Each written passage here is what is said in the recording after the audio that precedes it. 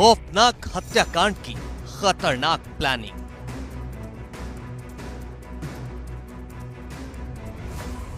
मुस्कान की हैवानियत आपको हिला डालेगी। पति को 15 टुकड़ों में काटने वाली मुस्कान, एक गर्दन काटी थी उसकी और जो हथेलियां थी दोनों वो काट के ड्रम में डाल दिया।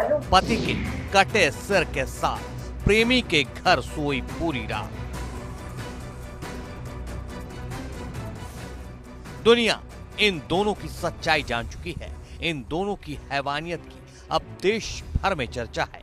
लेकिन हैवानियत की इंतहा तो तब हो गई जब मासूम सी दिखने वाली इस लड़की की यह सच्चाई सामने आई कि कत्ल वाली आधी रात ये बाजू से कटे अपने पति के दोनों हाथ और सिर को बैग में भरकर प्रेमी साहिल के घर पहुंची। बताया जा रहा है कि पूरी रात ये पति के कटे हुए सिर के साथ सोई। लेकिन इस हैवानियत की प्लानिंग इसने 22 फरवरी 2025 को तभी शुरू कर दी थी जब एक डॉक्टर के यहाँ अपने को डिप्रेशन का मरीज बताते हुए नींद की गोलियां लिखवाई।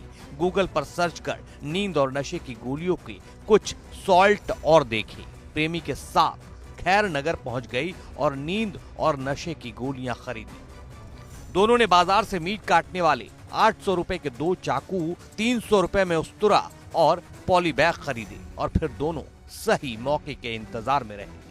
फिर 3 मार्च की तारीख आई जब सौरभ अपनी मां के घर से लौकी के कोफ्ते की सब्जी लाया था। उसने कोफ्ते गर्म करने के लिए मुस्कान को दिए। मुस्कान ने सब्जी में नींद की गोली और नशीली दवाइयां मिला दी। सौरभ के सोने और बेहोश होने के बाद मुस्कान ने अपने प्रेमी साहिल को कॉल करके घर बुला लिया।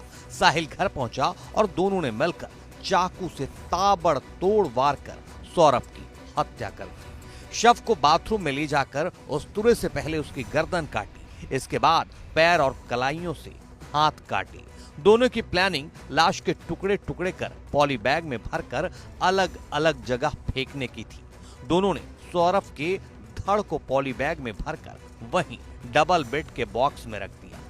कटा हुआ सिर और कलाइयों से कटे हाथ साहिल दूसरे बैग में रखकर अपने घर ले गया। 4 मार्च को उन्हें अपने घर में कमरे में रखा मगर ठिकाने नहीं लगा सका। 24 घंटे तक सौरभ का सिर और हाथ साहिल के घर पर रखे रहे।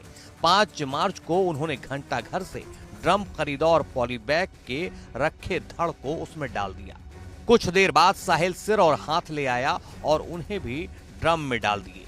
ऊपर से सीमेंट और डस्ट का घोल कर उसमें भरकर उसे सील कर दिया। पुलिस के मुताबिक शव सीमेंट में इस कदर धंसा हुआ था कि